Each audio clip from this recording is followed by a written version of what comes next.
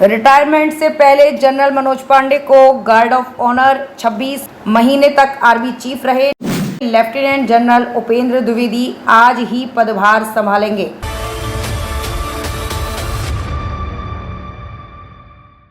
नमस्कार, मैं खुशी और आप देख रहे हैं स्वतंत्र भारत न्यूज। आइए नजर डालते हैं इस वक्त की बड़ी खबर पर।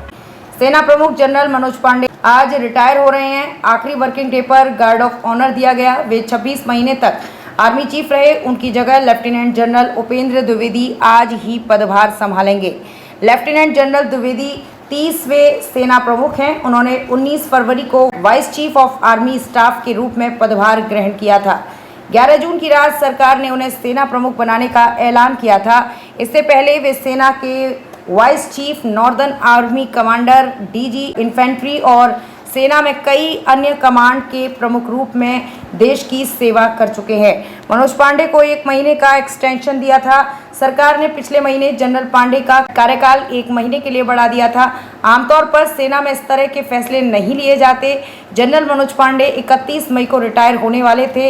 इससे ठीक 6 दिन पहले 25 मई को उन्हें एक्सटेंशन दिया गया था। इस कदम से अटकलें लगाई जाने लगी थी कि लेफ्टिनेंट जनरल द्विवेदी को सेना की टॉप पोस्ट के लिए नज़रअंदाज किया जा सकता है, लेकिन सरकार के ऐलान के साथ ही इन सभी अटकलों पर विराम लग गया।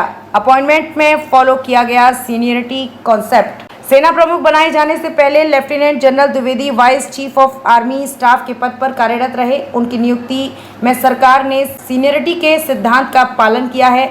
लेफ्टिनेंट जनरल द्विवेदी के बाद सबसे सीनियर अफसर दक्षिणी सेना commander lieutenant general Ajay Kumar Singh हैं। लेफ्टिनेंट जनरल द्विवेदी और लेफ्टिनेंट जनरल अजय कुमार सिंह दोनों को 30 जून को रिटायर होना था।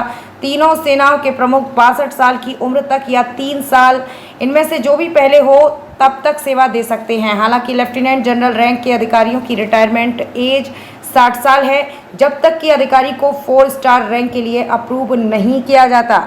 सेना में टेक्नोलॉजी के इस्तेमाल पर काम करते रहे हैं लेफ्टिनेंट जनरल द्विवेदी।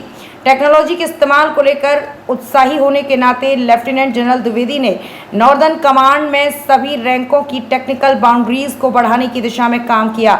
उन्होंने big data analytics, AI, quantum और ब्लॉकचेन बेस्ड समाधानों जैसी महत्वपूर्ण और उभरती हुई टेक्नोलॉजी को बढ़ावा दिया।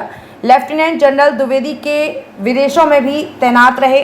लेफ्टिनेंट जनरल द्विवेदी के 2 विदेशी कार्यकाल के दौरान सोमालिया हेडक्वार्टर UNOSOM का हिस्सा रहे। साथ ही सेशेल्स सरकार के सैन्य सलाहकार के रूप में काम किया। लेफ्टिनेंट जनरल द्विवेदी ने defence services staff college Wellington और AWC महू में हाई कमांड सिलेबस में भी भाग लिया।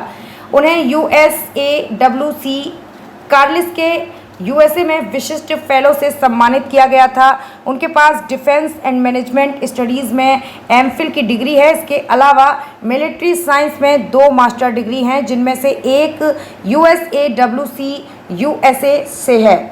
अब तक के लिए बस इतना ही। फिर होगी आपसे मुलाकात ऐसी एक और बड़ी खबर के साथ। तब तक के लिए नमस्कार और देखते रहिए स्वतंत्र भारत न्यूज। ऐसे ही लेटेस्ट अपडेट्स के लिए हमारे चैनल को सब्सक्राइब करें और तुरंत नोटिफिकेशन पाने के लिए बेल आइकन प्रेस करना ना भूलें। यदि आप हमें फेसबुक के माध्यम से देख रहे हैं तो हमारे पेज को फॉलो जरूर करें। धन्यवाद।